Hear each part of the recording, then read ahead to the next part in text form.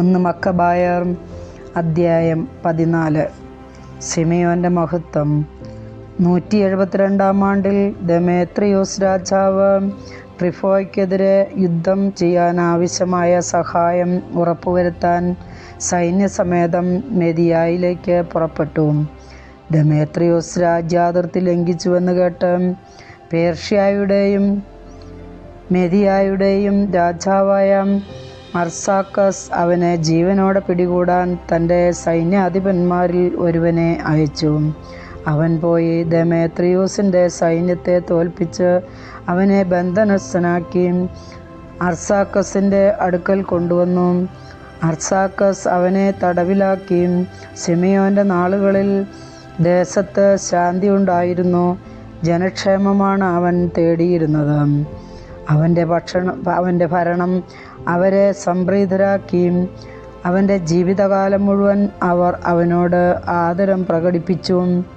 ജോപ്പായെ തുറമുഖമാക്കുകയും ദ്വീപുകളിലേക്ക് മാർഗം തുറക്കുകയും ചെയ്തുകൊണ്ട് അവൻ തൻ്റെ മഹത്വത്തിന് മകുടം ചാർത്തി.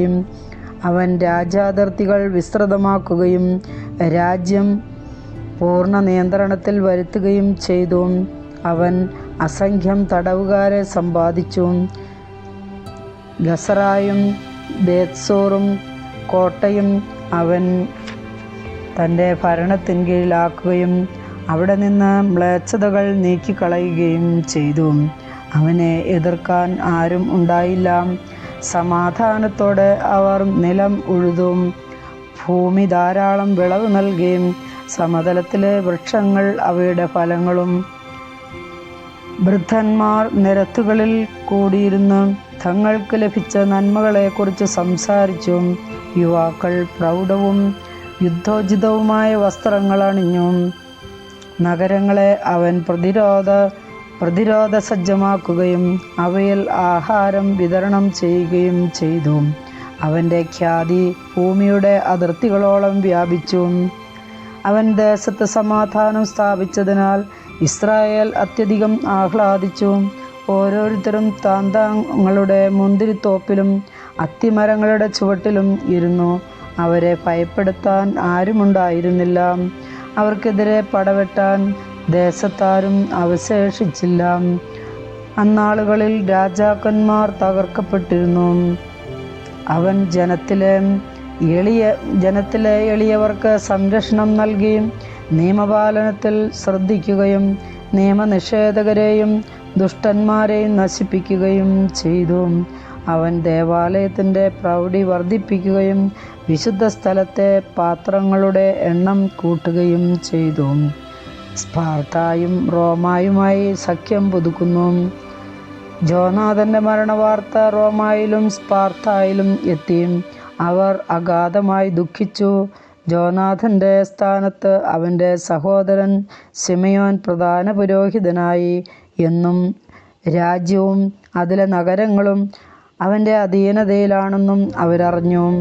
അവൻ്റെ സഹോദരന്മാരായ യൂദാസും ജോനാഥനുമായി ഉണ്ടായിരുന്ന സൗഹൃദവും സഖ്യവും സിമിയോനുമായി പുതുക്കിക്കൊണ്ട് അവർ പിച്ചള ഫലകത്തിൽ അവനെഴുതി. ഇത് ജെറുസലേമിലെ സമൂഹത്തിൻ്റെ മുൻപാകെ വായിക്കപ്പെട്ടു. സ്പാർദക്കാരയച്ച കത്തിൻ്റെ പകർപ്പാണിത്. പ്രധാന പുരോഹിതനായ സിമിയോനും ശ്രേഷ്ഠന്മാർക്കും പുരോഹിതന്മാർക്കും തങ്ങളുടെ സഹോദരരായ മറ്റ് യഹൂദർക്കും സ്പാർട്ട നഗരത്തിൻ്റെയും അധിപന്മാരുടെയും അഭിവാദനം.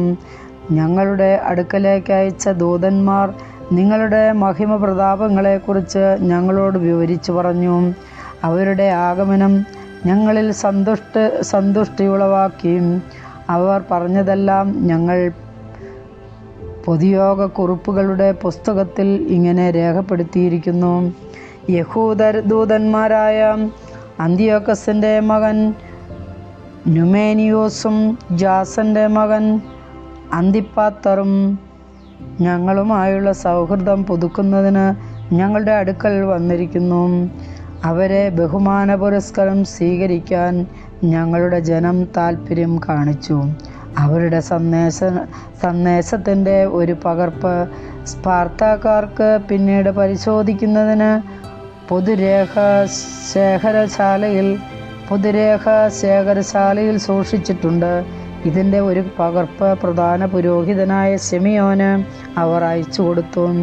അനന്തരം റോമാക്കാരുമായുള്ള സഖ്യം ഉറപ്പിക്കുന്നതിന് 1000 മീന തൂക്കമുള്ള വലിയൊരു സുവർണ പരിചയവുമായി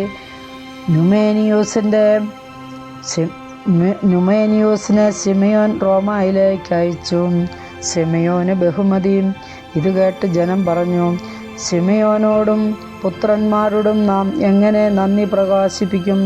അവനും അവൻ്റെ സഹോദരന്മാരും പിതൃഭവനവും ഉറച്ചു നിൽക്കുകയും ഇസ്രായേലിൻ്റെ ശത്രുവിനെതിരെ പൊരുതി അവരെ തുരത്തുകയും രാജ്യത്തിൽ സ്വാതന്ത്ര്യം സുസ്ഥാപിതമാക്കുകയും ചെയ്തു. ഇക്കാര്യങ്ങളെല്ലാം അവർ പിത്തളഫലകത്തിൽ രേഖപ്പെടുത്തി സിയോൻ മലയിൽ സ്തംഭങ്ങളിൽ സ്ഥാപിച്ചു. അവർ എഴുതിയിരുന്നതിൻ്റെ പകർപ്പ് ഇതാണ്.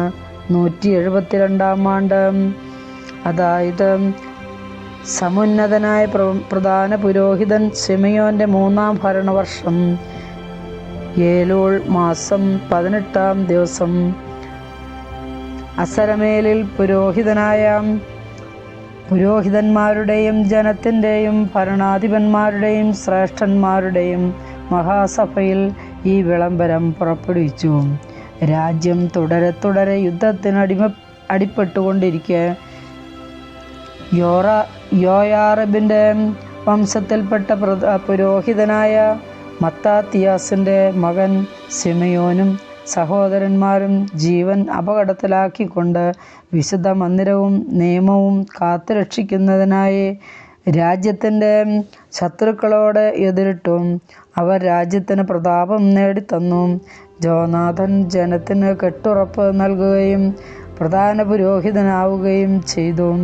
അവസാനം അവൻ പിതാക്കന്മാരോട് ചേർന്ന് രാജ്യത്തെ ആക്രമിക്കുന്നതിനും വിശുദ്ധ സ്ഥലം പിടിച്ചടക്കുന്നതിനും ശത്രുക്കൾ ശ്രമിച്ചപ്പോൾ ശിമിയോൻ തൻ്റെ രാജ്യത്തിനു വേണ്ടി പൊരുതി. രാജ്യത്തിൻ്റെ സേനകൾക്ക് ആയുധവും വേതനവും നൽകാൻ അവൻ സ്വന്തം സമ്പാദ്യത്തിൽ നിന്ന് വലിയ സംഖ്യ ചെലവഴിച്ചു.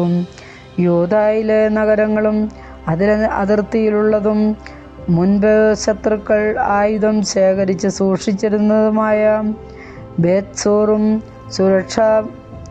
സുരക്ഷിതമാക്കുകയും അവിടെ യഹൂദ കാവൽ സൈന്യത്തെ നിയോഗിക്കുകയും ചെയ്തു. അവൻ കടൽ തീരത്തുള്ള ജോപ്പായും അസോത്തൂസിൻ്റെ അതിർത്തിയിലുള്ളതും മുൻപ് ശത്രുക്കൾ അധിവസിച്ചിരുന്നതുമായ ഗസറായും സുരക്ഷിതമാക്കി. അവിടെ യഹൂദരെ പാർപ്പിക്കുകയും നഗരങ്ങളുടെ പുനരുദ്ധാരണത്തിനാവശ്യമായതെല്ലാം അവർ നൽകുകയും ചെയ്തു. ശിമയോൻ്റെ വിശ്വസ്തതയും രാജ്യത്തിന് അവൻ നേടിക്കൊടുക്കാനുറച്ച പ്രതാപവും ജനം മനസ്സിലാക്കി. അവൻ്റെ ചെയ്തികളും അവൻ ജനത്തോട് പുലർത്തിയ നീതിയും വിശ്വസ്തതയും കണക്കിലെടുത്തും എല്ലാവിധത്തിലും ജനത്തെ പ്രതാപത്തിലേക്ക് നയിക്കുന്നതിന് അവൻ നടത്തിയ പരിശ്രമങ്ങളെ പരിഗണിച്ചും അവർ അവനെ തങ്ങളുടെ നേതാവും പുരോഹിതനുമാക്കി. അവൻ്റെ നേതൃത്വത്തിൽ ജനത്തിന് ഉത്കർഷമുണ്ടായി. അവൻ വിജാതീയരെ രാജ്യത്ത് നിന്ന് തുരത്തി. അതുപോലെ ജെറുസലേമിൽ ദാവീദിൻ്റെ നഗരത്തിൽ തങ്ങൾക്കായി കോട്ട കെട്ടുകയും അതിൽ നിന്ന് പുറത്തു വന്ന് വിശുദ്ധ സ്ഥലത്തിൻ്റെ പരിസരങ്ങൾ അശുദ്ധമാക്കുകയും അതിൻ്റെ വിശുദ്ധിക്ക് ഭംഗം വരുത്തുകയും ചെയ്യുന്നവരെ അവൻ ഓടിച്ചു. അവൻ അവിടെ യഹൂദരെ പാർപ്പിക്കുകയും രാജ്യത്തിൻ്റെയും നഗരത്തിൻ്റെയും സുരക്ഷിതത്തിനു വേണ്ടി അവൻ സുശക്തമാക്കുകയും ജെറുസലേമിൻ്റെ മതിലുകൾക്ക് ഉയരം കൂട്ടുകയും ചെയ്തു. ഇതിൻ്റെ വെളിച്ചത്തിൽ ദെമേത്രിയോസ് രാജാവ് അവനെ പ്രധാന പുരോഹിതനായി സ്ഥിരപ്പെടുത്തി. അവനെ രാജമിത്രങ്ങളിൽ ഒരുവനാക്കുകയും അവന് വലിയ ബഹുമതികൾ നൽകുകയും ചെയ്തു. എന്തുകൊണ്ടെന്നാൽ റോമാക്കാർ യഹൂദരെ സുഹൃത്തുക്കളും സഖ്യകക്ഷികളും സഹോദരന്മാരുമായി പരിഗണിച്ചിരുന്നുവെന്നും സിമിയോൻ്റെ ദൂതന്മാരെ അവർ ബഹുമാന പുരസ്കരം ബഹുമാന പുരസ്സരം സിമെയോന്റെ ദൂതന്മാരെ അവർ ബഹുമാന പുരസ്സരം സ്വീകരിച്ചുവെന്നും അവൻ കേട്ടിരിക്കുന്നു. വിശ്വസനീയമായ ഒരു പ്രവാചകന്റെ ആവിർഭാവം വരെ സിമെയോൻ നേതാവും പ്രധാന പുരോഹിതനും ആയിരിക്കട്ടെ എന്ന് യഹൂദരും പുരോഹിതരും തീരുമാനിച്ചു. അവൻ അവരുടെ ഭരണാധികാരിയായിരിക്കുകയും വിശുദ്ധ സ്ഥലത്തിൻ്റെ ചുമതല വഹിക്കുകയും ചെയ്യേണ്ടിയിരുന്നു. അതിലെ ശുശ്രൂഷകൾക്കും രാജ്യത്തിൻ്റെയും ആയുധങ്ങളുടെയും ശക്തിദുർഗങ്ങളുടെയും മേൽനോട്ടത്തിനും ആളുകളെ നിയമിക്കേണ്ടതും അവനായിരുന്നു. സകലരും അവനെ അനുസരിക്കണം. രാജ്യത്തെഴുതപ്പെടുന്ന കരാറുകളെല്ലാം അവൻ്റെ നാമത്തിലായിരിക്കണം. അവൻ രാജകീയ വസ്ത്രം ധരിക്കുകയും സ്വർണ്ണാഭരണം അണിയുകയും വേണം. ജനങ്ങളിലോ പുരോഹിതന്മാരിലോ ആരും ഈ തീരുമാനങ്ങളിലൊന്നും അസാധുവാക്കുകയോ അവൻ്റെ വാക്കുകൾ ധിക്കരിക്കുകയോ അവൻ്റെ അനുവാദം കൂടാതെ രാജ്യത്ത് സമ്മേളനങ്ങൾ വിളിച്ചു കൂട്ടുകയോ രാജകീയ വസ്ത്രം ധരിക്കുകയോ സ്വർണ്ണക്കൊളുത്ത് അണിയുകയോ ചെയ്യാൻ പാടില്ല. ഈ തീരുമാനത്തിനെതിരെ പ്രവർത്തിക്കുകയോ അവയിലേതെങ്കിലും ഒന്ന് അസാധുവാക്കുകയോ ചെയ്യുന്നവൻ ശിക്ഷാർഹനായിരിക്കും. ഈ തീരുമാനങ്ങൾക്കനുസൃതമായി പ്രവർത്തിക്കാനും അവകാശം സിമെയോന് നൽകുന്നതിന് ജനം സമ്മതിച്ചു. പ്രധാന പുരോഹിതനും യഹൂദാജനത്തിൻ്റെയും പുരോഹിതന്മാരുടെയും അധിപനും സംരക്ഷകനുമായിരിക്കുമെന്ന് സിമെയോൻ ഏറ്റു. ഈ കൽപ്പന പിത്തളത്തകിടിൽ ആലേഖനം ചെയ്ത് ദേവാലയത്തിൻ്റെ പരിസരത്ത് ശ്രദ്ധേയമായ ഒരു സ്ഥലത്ത് സ്ഥാപിക്കാൻ അവർ നിർദ്ദേശം നൽകി. സിമെയോനും പുത്രന്മാർക്കും ലഭിക്കേണ്ടതിന് അതിൻ്റെ ഒരു പകർപ്പ് ഭണ്ഡാരത്തിൽ സൂക്ഷിക്കാൻ അവർ ആജ്ഞാപിച്ചു. കർത്താവിൻ്റെ വചനം.